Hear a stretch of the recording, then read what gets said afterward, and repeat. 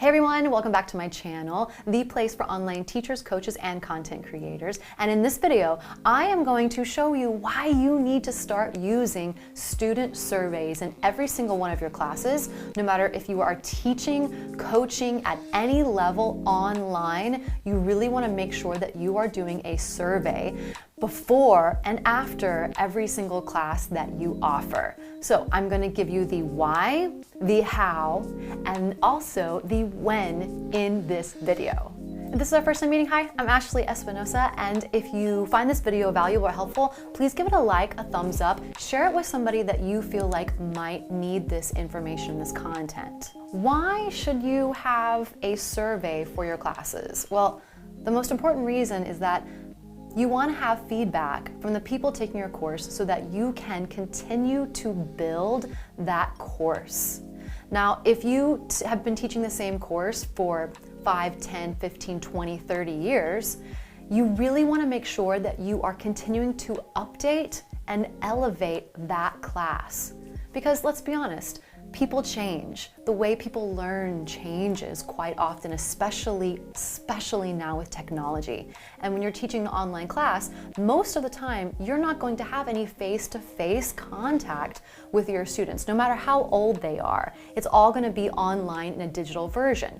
So you want to ask them what worked for them, what didn't work for them, and why, and also any other suggestions that they might have.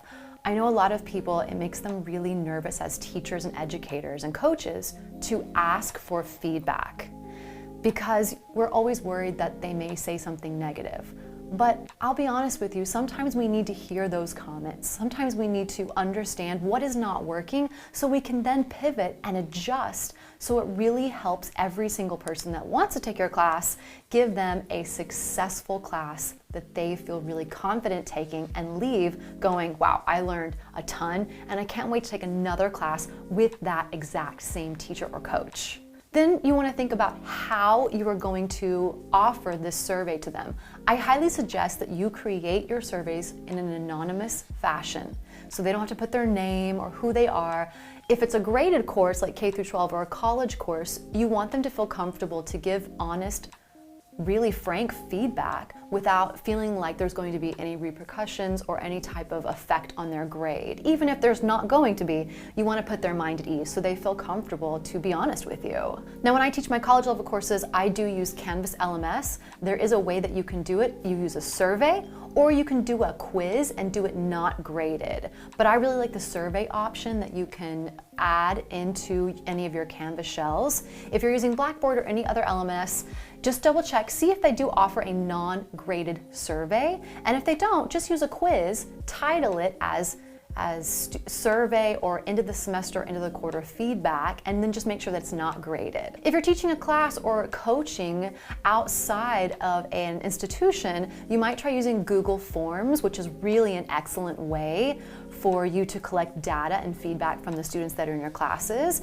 What I do is all of my courses are actually held on my website in Squarespace, in the new member areas that they've just launched. And even before I use the member areas, if I do any class in my studio, whether it's face-to-face or online, I always make sure that I send them a survey at the end of the class. It's anonymous. I have the questions already set up and I just duplicate it every single time I teach a new class and just update it. Even if it's as simple as an email that you send to them at the end of the class when it's completed saying, hey, I hope you enjoyed this class and found it valuable. Would you consider offering me some feedback so that I could continue to make this online class as good as it possibly can be? So when should you include a survey? What I like to do in my online classes, if it's a college level course, then I send it at the end of the semester. Now, if it's a course that I'm teaching on my own in my studio or an on-demand course, I like to start out with a welcome survey. What do you expect to get out of this course? Why did you choose to take this course? What is your reason and the outcome for joining this class? What do you think, what are your goals are in this class? What do you hope to achieve by the end? It gives you an idea of where they are at the beginning of the class when they first come in. Then you want to do one at the very, very end, kind of as a follow-up to Did you achieve the goals and get the desired outcome that you had thought when you bought this class or when you signed up for this class? And then ask them, what else could I do to enhance this course? What are your feelings walking away? Would you take another class with me?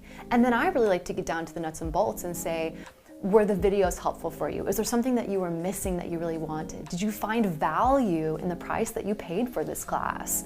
And you can give them some yes or no's, you can give them some fill in the blanks, whatever it is in the way that you're creating the quiz. Also remember, keep it short and sweet.